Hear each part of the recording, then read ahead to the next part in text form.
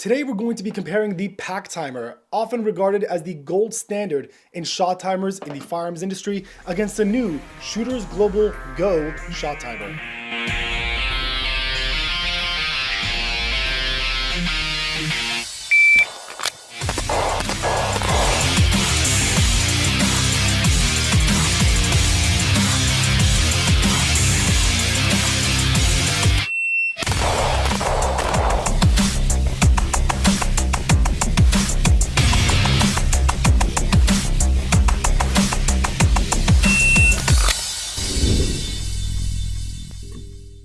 If you've been in the firearms industry for any length of time, you've absolutely seen one of these timers floating around. This is the Pact timer, and again, for a long time, this has been the gold standard for shot timers available on the market today. They are very simplistic. They are affordable comparatively to other offerings on the market, and it does exactly what you need it to do. There's nothing super fancy about it. It's very straightforward, and that's why people like it. It's simplicity in design. However, recently, I have gotten my hands on the Shooters Global Go. This is the shot timer made by Shooters Global. You might have seen my video that I put out quite a while ago of one of the other shot timers from Shooters Global. This is a much more feature-rich item, but this is kind of like their really high-end offering. But they also came out with this offering, which I think a lot of people haven't heard of before, and it comes with a lot of interesting features for only a few dollars more than what the Pact timer is. So the question is, does this shot timer now potentially take over as the new standard for the industry? This isn't going to be a highly detailed review. I just want to give you guys an understanding of the features that each one of them offer and give you guys a better understanding of which one might be right for you. Now, for full disclosure, I purchased the Pact timer with my own money. I own this. This is mine. This was sent to me by Shooters Global. So in regards to bias, I own this and I paid for it. This was sent out to me. So you make the decisions there. So what I'm going to do is going to go over some of their features, the size, the specs, the softwares that are involved in both of these items, and see again which one might be right for you to actually invest your hard-earned money into. So starting with the Pact timer, as you can tell by the Pact timer, in regards to sizing, this is going to be the size difference between the two. So in regards to height, that's definitely going to be a big difference. They both have a screen that's going to be located on the top, which I actually do prefer. The reason why is because if this is going to be on your belt, you could just look down at your belt to be able to get an idea of where you're holding with your timers or your sets. So I do like the option of being able to just look straight down. Again, the other option, which is from Shooters Global, which is their higher end option,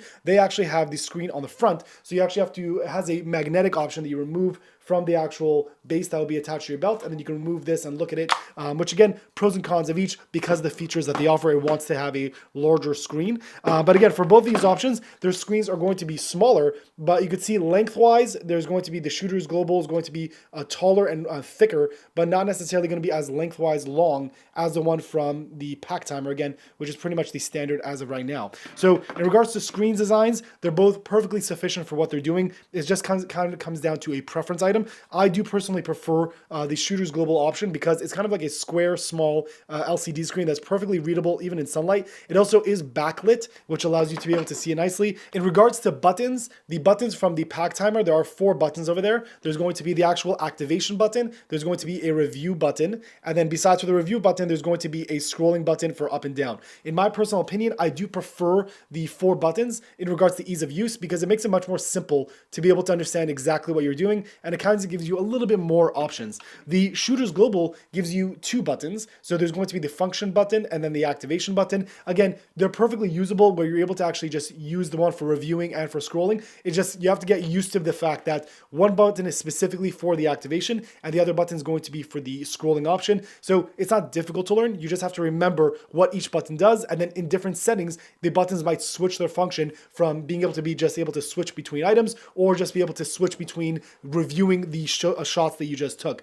They're both perfectly sufficient. However, in regards to ease of use, I'm going to give it to the Pact timer because I do prefer the more buttons. Again, if you're looking for most compact, without question, the Shooters Global option wins because it is the most simplistic. But if you want to have a little bit kind of dumbed down option, which is much easier to tell exactly what you're doing, the Pact timer, I would say, in this regard, has the win. In regards to attachments, here's where things really get start separating between the two. The Pact timer comes in a box with just this rare clip. This is going to be the clip that could attach to your belt, attach to your plate carrier, or anything else you want to attach it to, but it's all you got. That's the clip that comes in the box. The Shooters Global has always offered a lot of different features of things you're able to attach it to. So for example, the first thing that it comes with in the box is going to be a lanyard. yard. So if you want to be able to attach it to your neck, if you're going to be at a competition, if you're running a competition and you want to be the guy with the shot timer, you could simply just drop it on your shirt and you'll have something on your neck always ready to go. They also have this clip, which is going to be similar in comparison to the one from the Pact timer, which means this is a simple belt clip attachment. It is a very, very, very secure fit. So if I actually attach it, if you can see that attachment happening right now, right when it clicks in, there's a very audible and clear click that's going to be attached. It's so attached, in fact, that they have their own proprietary tool that if you're going to want to remove it, you actually have to use a tool to be able to get it out. I like this because, again, if you're not someone that's going to be switching between things often, I know it's very legit. It's not going to move. If you decide that one day you want to remove it, or if you want to replace it depending on the event you're going to, this proprietary clip goes into the slot right over there. And it goes underneath the way it clicked in. And then once it clicks in place and you know it's now solidly in place, you can then pull it and then the whole thing comes out. It's not difficult to do. I'm just trying to show it on camera. But you can see over there, that's how it was able to be removed. And now you could choose the next feature that you want. Another offering that they have is this item right over here. This item right over here is a kind of a strap that's going to go to the inside attachment of your belt. So this wraps around your belt. And once it wraps around your belt, you're able to then have this, again, this part is going to be attached to your belt, this portion right over here. And then on the opposite side, this is where you have a quick detach mechanism for the shot timer. So I'm able to just take the shot timer right over here, and then I'm able to feed it in to that clip. It locks in place very nicely, and it will not move because it is attached to your belt. However, once it's time to be removed, I just push this button right over here, and then when I push that button, it quickly slides off. It quickly slides off where I'm able to, again, just click it in place, push the button inward, pick it up, and now again I have quick access to be able to review my shots depending on what I wanted to do. So I think in regards to design, it was very well put together. They give you a lot of different features and a lot of different ways you're able to mount this depending on your purpose of use. When it comes to batteries, both shot timers obviously are going to use batteries. The old Pact timer is now going to run on the old style batteries, while the Shooters Global is now obviously going to be more modern. They're using a USB-C attachment, which means throughout the day you're able to charge it if you need to. Both of these have a very long battery life, which means I don't really think this is going to be a big deal. But in regards to needing to replace batteries versus being able to just use a commonly available charger, I really prefer, obviously, everything is now switching to a USB-C design. So I do like that they come with a cord. It comes with, again, a USB-C attachment. And I think overall, that's going to be a way more superior and modern option when it comes to charging. Now, this is the next category, is going to be speaking about software. When it comes to the Pact timer, there isn't any software involved other than what's included in the actual device. Here again is where there's going to be a massive separation between the Pact timer and the Shooters Global timer. This is going to be because Shooters Global is not just a shot timer. It's an entire ecosystem of capabilities that is not like anything else we have currently on the market. So this is able to actually be attached directly to an Apple Watch. I don't personally have an Apple Watch. I'm going to leave a link in the description of more information about the video they put together showing how it integrates with an Apple Watch. Pretty much short story is that you're able to then attach this to your Apple Watch and you're able to start and stop the shot timer as you please. You're also able to have all the features and presets, software updated through the watch itself. It is a brilliant option because if you have the shot timer on your wrist, meaning you just have your watch, you can just keep referencing back to it, and it's such a simple and easy way to see where you're holding on your shots, your splits, and you're able to scroll through that. That's a whole video for itself. So I'm going to leave a link that you're able to do that. I just want you guys to know that it is able to connect in that way, which I think is a brilliant integration. Along with that, they also have their own app. Now, if you watch my previous video, which I'll link as well, to the other shot timer that they have, this is again their more premium offering. This shot timer is able to have a full integration of a bunch of different things, but they've added that same feature set to the Go timer, which I think is a brilliant design. Once you actually connect the app to the shot timer, if I activate the shot timer over here and you see it going over here, it will also activate on my phone, give me background of what's happening over there. The reason why this is so cool is that if you have someone who's watching along where you have the shot timer on you and you have your coach or whoever is going to be tracking along, they could just be using the app to track in real time exactly how your shots were looking. If there was an area that you messed up, they're able to see all that information, and the information will be tracked back to the app and it will be saved in your own account. So you'll have an account where you're able to track even day by day based on a calendar where the dry fire drills you did, where the regular firing drills you did, which type of firearm you were actually using. All your information is recorded and saved, which I think is a brilliant design that, again, you're able to use this as a reference for yourself to see, have I over the years or over the months been getting better, or has there been an issue somewhere along the lines. And again, you could use the app to track back to those timeframes and see where issues started to arise and see if you're able to change those with integration.